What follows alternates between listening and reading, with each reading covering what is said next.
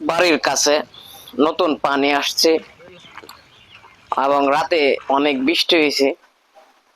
ভাবলাম যে সন্ধ্যাবেলা একটা জাল পানির মধ্যে রাইখাই সকালে কাইবার মাছ পাবো না।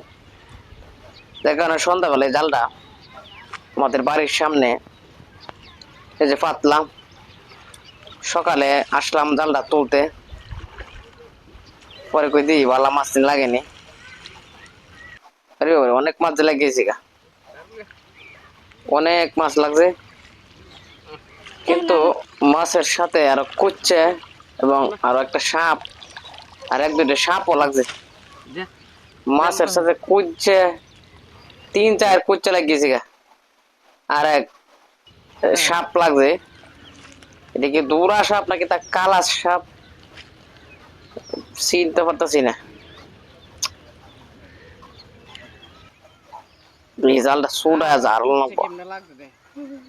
আফে মাছ খাই লাইছি, আফে আর কুচ্চা মিললে মাছ খাইছি, সারা রাত মাছ খাই। জালের ভিতরে মাছ যেগুলো আছে খাইছি, যাইলাম দিয়ে বান্ডাকে সুডায় লই।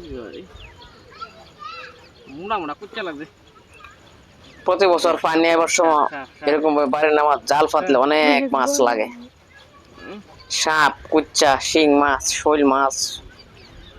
ওই সবচেয়ে বেশি লাগে হচ্ছে শিং মাছ। বাড়ির নামাজ যে গাতাগুলো আছে এগুলোর মধ্যে বড় বড় শিং মাছ লাগে দিয়ে যারে।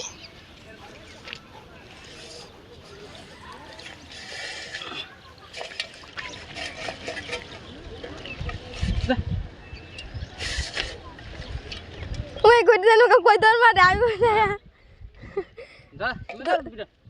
এবে তো দাঁড়াইলো এই দর মারবি muda go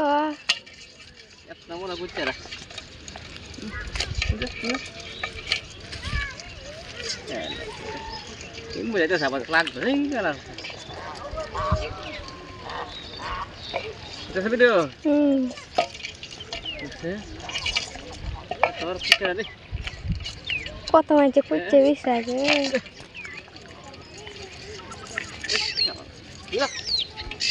এবার তুমি মারবা নি তা না।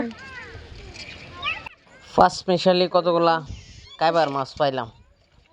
ভিডিওটি যদি ভালো লাগে অবশ্যই আমাদেরকে সমর্থন দেবেন। আসসালামু আলাইকুম।